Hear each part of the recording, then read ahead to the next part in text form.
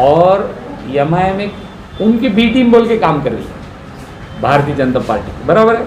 लेकिन शिवसेना यदि जातिवादी होती तो युवाओं की पहली पसंद युवा साउंड।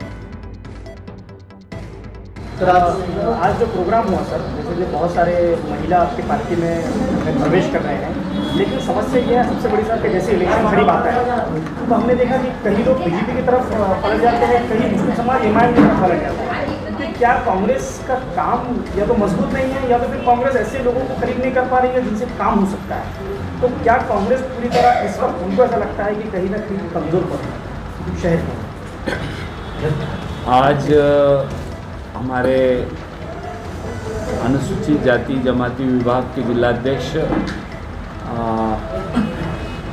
जयप्रकाश जी और अरुण जी, उनके नेतृत्व में महिला कांग्रेस कमेटी का उनके विंग का एक प्रोग्राम रखा गया।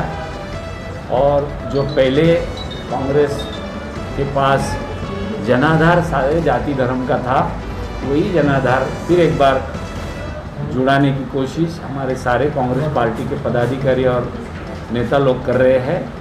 इसलिए कांग्रेस कुछ बैकफुट पे गई वाली थी, ये बात सही है, लेकिन हम लोग सब मिलके उसको फिर हमारा जो पुराना जो दौर था वो फिर एक बार हासिल करे सिवा छोड़ेंगे। अच्छा सर, जैसे कि अभी आने वाले वक्तों में महानगर पालिका के औरंगाबाद के इलेक्शन है, अब जैसे आपने अभी कहा कि उम्मीदवार नहीं था आपके पास में लड़ने की, क्या आने वाले वक्तों में भी ऐसे होंगे कई लोग बीजेपी की तरफ कई और पार्टी में चले जाएंगे, जैसे एमआईएम अभी बहुत जोरों में है सर? ऐसा है कि जब ये औरंगाबाद शहर का लोगों ने जाति धर्म के अंदर बंटवारा करने की कोशिश की, उसके बाद कुछ एरिया में ये बात सही है कि वो उम्मीदवार एक दो जगह नहीं मिले, तो उस टाइम हमने वहाँ के उम्मीदवार को खड़ा करने की कोशिश की, जैसा मैंने विजयताई का बात किया। ये देखिए, बम्बई की कारपोरेशन हो या औरंगाबाद की बम्बई के कारपोरेशन में कुछ जगह शिवसेना भी जगह छोड़ दी थी, कुछ जगह भाजपा भी छोड़ दी थी। तो इसका मतलब ये नहीं कि उनको उम्मीदवार नहीं मिले, लेकिन कौन से जगहों पे फोकस करना चाहिए और कौन से जगहों पे नहीं करना चाहिए, उसमें वो भी बात आती है। तो फिर अभी एमआईएम पार्टी जिस तरीके से अभी हमने देखा था कि पिछले कई सालों में मुस्लिम एरिया में अक्सर आपके कांग्रेस की ऐसी छाप थी सर कि बहुत ज़्यादा लोग कांग्रेस का टिकट लेने के लिए आगे दौड़ते थे, लेकिन अब ऐसी स्थिति नहीं है। तो क्या आपको लगता है कि एमआईएम आपको कहीं ना कहीं पर भारी टप दे रही है सर आपको? कैसा है, देखो, एक आधी पार्टी का एजेंडा ही जातिवादी है और वो पार्टी ज़्यादा दिन उभर के नहीं चलती, कुछ दौर रहता, साल 2 साल 5 साल का, उसके बाद वो धीरे धीरे ख़त्म हो जाता। तुम देखिए कौन सी भी जातिवादी पार्टी मार्केट में आने तो क्या हुआ उसका, तो इसलिए मैं बोल रहा हूँ। और मुस्लिम समाज जो है वो बहुत सियासत अच्छी तरह से जानता है, और मैं ये कहूँगा आज नहीं तो कल मुस्लिम समाज के मेरे सारे भाई और बहनें पुराने दौर में आ जाएंगे और फिर एक बार कांग्रेस उभर के आएंगे औरंगाबाद में। साफ ये है मतलब कि एमआईएम पार्टी जो है जातिवादी पार्टी है, आपका ये कहना है? बिल्कुल सही है। अच्छा सर, फिर अब एमपी इम्तियाज जलील साहब अभी देखिए तो करंट में वो काम कर रहे हैं, काम तो बहुत ज़ोरों से चल रहा है सर। देखो, एक बार आदमी चुन के आने के बाद उसको ये नहीं बोल सकता ना कि मैं हिंदू का खासदार हूँ क्या मैं मुसलमानों का खासदार हूँ। वो तो बाबा साहब अम्बेडकर के घटना के तहत उनको वो पद मिला है और वो भारत सार्वभौम भारत देश का वो खासदार है। मैं उनके बारे में नहीं बोल रहा हूँ, पार्टी की आइडियोलॉजी के बारे में आपको बता रहा हूँ। पार्टी की आइडियोलॉजी ये होना चाहिए कि सारे समाज को लेके चलनी, ये बोल रहा हूँ। मैं तो हमेशा बोलता हूँ खासदार साहब बहुत अच्छे आदमी, लेकिन वो right person in wrong party है। अच्छा सर, ठीक है, आने वाले वक्तों में अब कांग्रेस को आपको क्या लगता है महापौर अब तीनों मिलकर बना रहे हैं या फिर अब जैसे कुछ साल पहले कांग्रेस का परफॉर्मेंस था या वैसे? मैं एक बात बताऊँ आपको, हम कांग्रेस का महापौर बनाने के लिए 100% कोशिश करने वाले हैं और वो हमारे पार्टी का काम हम करेंगे। अब चुनाव के नतीजे क्या आते हैं उसके बाद तय होगा क्या होने वाला है, लेकिन आज तो हम पूरी ताकत से उसमें कोशिश करेंगे। Thank you sir. Okay.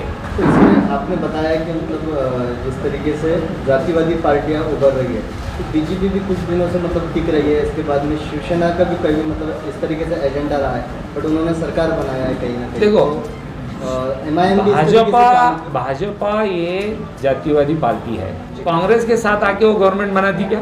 Sir, ये आज आपकी गवर्नमेंट बनी इसलिए आप कह रहे हैं? जी नहीं, मेरी बात सुनिए, मेरी आगे पूरी बात सुनिए। ये देखो, कल तुम पत्रकार नहीं थे जब ये सवाल नहीं पूछते थे, अब पत्रकार बन गए तो सवाल पूछ रहे। जैसे आदमी रोल में आगे आगे जाता वैसा वैसा उसको उसका प्रेजेंटेशन करना पड़ता, बराबर है। एक ज़माने में उनके दिमाग में जो बात थी वो थी, लेकिन आज के तारीख में वो सेकुलर बनते जो कोई आदमी अच्छा कदम उठा रहा है और सेकुलर बनना चाह रहा है, तो हमने उसको बोलना है क्या, ए तू कल गलत था आज भी गलत है? नहीं, वो उसको खुद को चेंज करने की कोशिश कर रहा है, तो उसके लिए तुम उल्टा उसको शुभेच्छा देना चाहिए। Thank you. Thank you. अनुसूचित जाती विभागाचे जिल्हाध्यक्ष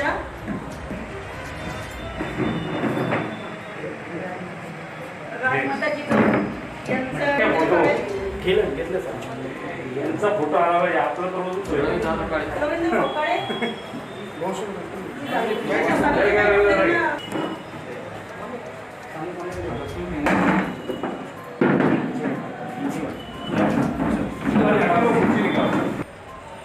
आला का? आता पुढच्या बस चला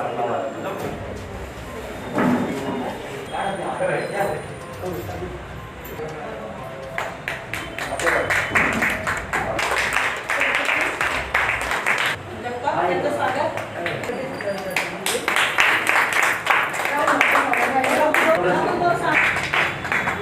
आपण आमच्या जे बाकीचे साधनामध्ये चार्ज केलेले आहे म्हणून आम्ही केला.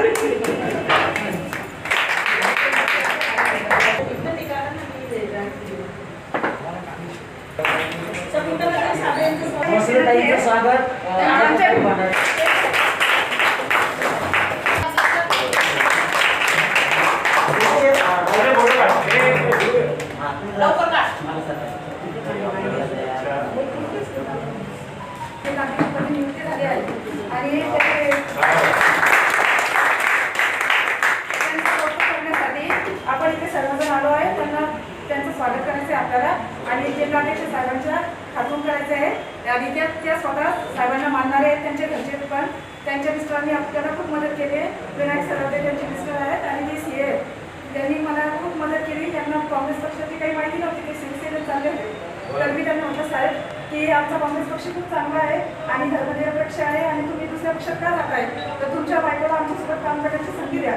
तर त्यांनी मला खूप सहकार्य केलं आणि त्यांच्या मॅडम आज आपल्यासोबत बसलेल्या आहेत,